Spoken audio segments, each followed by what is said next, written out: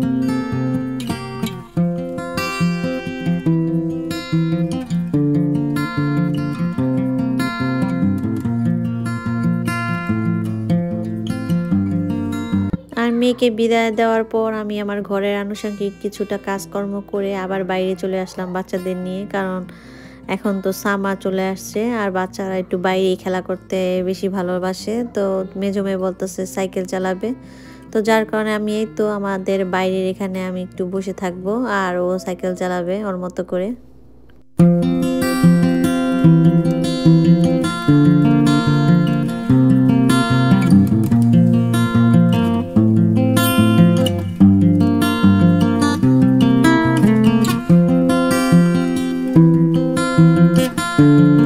আমেরিকাতে কাজের কোনো বৈষম্য নেই। দেখেন এত সুন্দরী একটা মেয়ে ইউপিএসে কাজ করে, এত বড় গাড়ি চালায়, ডেলিভারি দেয় প্রতিটি বাসায় বাসায়।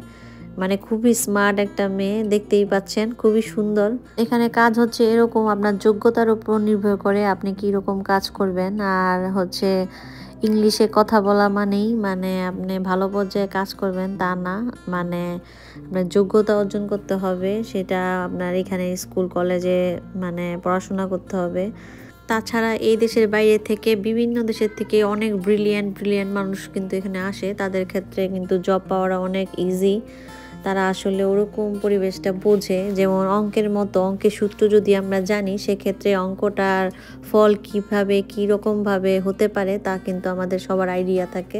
সেম এরকমটাই যেখানে থাকুক না কেন, যদি ভালো মানে পর্যায়ে থাকে, সেক্ষেত্রে যে কোনো দেশে তাদের কাজ সবসময় ইজি হয়, তাদের জব কিন্তু ওই লেভেলের হয়ে থাকে। আর আপনারা তো সবাই জানেন এই দেশে সাদা বর্ণের আর কালো বর্ণের দুই বর্ণের মানুষই কিন্তু থাকে। তবে সাদা বর্ণের যে মানে পরিবারগুলো, ওরা কিন্তু খুবই কঠোর, তাদের বাচ্চাদের কিন্তু পড়াশোনা করার জন্য অনেক মানে চেষ্টা করে। বেশিরভাগ ক্ষেত্রেই কিন্তু সাদারা পড়াশোনা করার জন্য বাচ্চাদের অনেক মানে চাপ দেয়, কিন্তু মানে অনেক বাচ্চারা আছে 15-16 বছর যখন হয়ে যায় তখন ওরা পড়াশোনা করতে চায় না, যার কারণে ওরা কিন্তু ভালো জব করে না।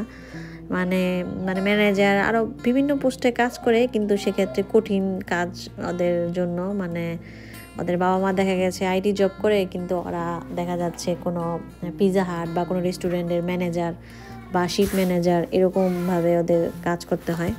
অনেকক্ষণ বাইরে থাকার পর এখন চলে আসলাম রান্নাঘরে, কারণ মেয়ে কিছুক্ষণ পরেই চলে আসবে, এসেই বলবে আমার ক্ষুধা লাগছে। তো যার কারণে একটু দেরিও হয়ে গেল অবশ্য, যার কারণে আমি খাসির মাংস বের করে এখন খাসির মাংসটা আমি কষিয়ে নিচ্ছি। মানে খাসির মাংস দিয়ে হায়দ্রাবাদের যে বিরিয়ানিটা সেটা করার চেষ্টা করব। আর এখানে আমি মশলাটা কষিয়ে নিচ্ছি ভালো মতো।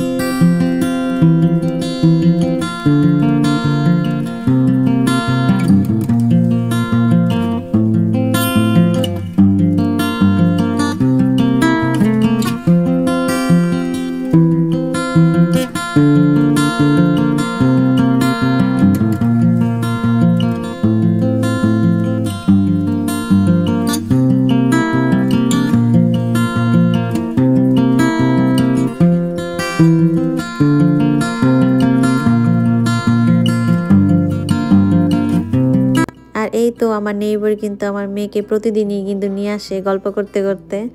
আর এদিকে সে এসে একটু খেলা করছে তার ভাইয়ের সাথে। আর এদিকে আমার মাংসটা এখনো হয়নি, যেহেতু মানে খাসির মাংস হতে একটু দেরি হয়। আর আমার একটু দেরি করেই আমি বসিয়েছি। এরপর ওদের ফল ফ্রুটস কেটে দিলাম। এরপর আমার মেয়ে বলতেছে ওর ক্ষুধা লাগছে অনেক, তো ক্ষুধা লাগছে, এখন তো মাংস হয় নাই, হতে একটু দেরি হবে। যার কারণে আমি বললাম তাহলে তুমি একটু খেলা করো। পরে বলতেছে যে আমি বাইরে খেলা করব, বাইরে সাইকেল চালাবো। তো আমি বললাম ওকে। তা আমার রান্নাঘরটা তো একদম মানে আমাদের দরজা খুললেই কিন্তু এই ওদের দেখা যায়। তো যার কারণে আমি বললাম তাহলে আমি এখানে দাঁড়াই, তোমরা সাইকেল চালাও। তো আমি এখানে দাঁড়িয়ে আছি, আর মাংস তো হচ্ছে, মাংস হতে তো দেরি হবে। আর আমি এখানে বসে আছি ওদের জন্য, ওরা খেলা করছে আর আমি বসে বসে দেখছি।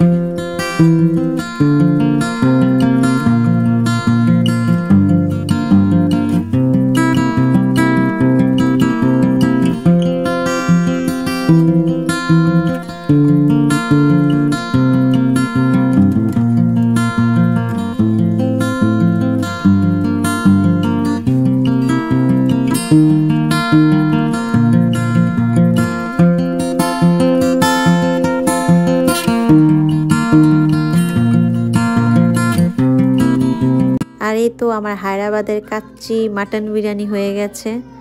তো এটা কিন্তু খুবই মজা হয়েছিল, আমি ভাবতেও পারিনি এত মজা হবে। আর এই হায়দ্রাবাদের মাটন বিরিয়ানিটা আমি এক দিদিকে রান্না করতে দেখেছিলাম, আরও 2 সপ্তাহ আগে হবে। তো ভাবতেছিলাম রান্না করব ওরকমভাবে করা হয়নি। তো আজকে সাহস করে আসলে করেই ফেললাম। আসলে খুবই মজা হয়েছিল, আমার কাছে তো খুবই ভালো লাগছিল। এরপরে আমি কিছুটা ধনেপাতা দিয়ে দিয়েছিলাম। আর আমার এই পাতিলটা কিন্তু অনেক বড়, কিন্তু আমি দেখতে পাচ্ছি যে ভিডিওতে একটু ছোট ছোট লাগছে, কিন্তু পাতিলটা কিন্তু বেশ বড়, অনেকগুলা বিরিয়ানি এখানে। আর বেশি বেশি করে এখানে মাটন দেওয়া। তো আমার হাজব্যান্ড আসলে বেশি মাংস বিরিয়ানিতে পছন্দ করে, বেশি মাংস না দেখলে তার আবার এই বিরিয়ানি খেতে ইচ্ছা করে না। তো আমি কিন্তু বেশি বেশি মাটন দিয়ে এই বিরিয়ানিটা রান্না করেছি, খুবই মজা হয়েছিল। আসলে বোঝা যাচ্ছে না, আমি এক হাতে মানে মোবাইল, যার কারণে আমি নাড়াচাড়া দিতে পারছি না। আর যা রেসিপি ফলো করে এই বিরিয়ানিটা রান্না করেছি, সে বড় বড় টুকরা করে আলু দিয়েছিল, কিন্তু আমি আলু দেইনি, আলু ছাড়াই আর কি এটাই আমি মানে বাদ দিয়েছি। আর সব কিছু দিদির মতো করে বড় বড় পিস করে মানে খাসির মাংস কেটে এটা রান্না করতে হয়, খুবই মজাদার হয়েছিল। আর এই তো আমি এখন প্লেটে এটা বেড়ে নিয়েছি বাচ্চার জন্য।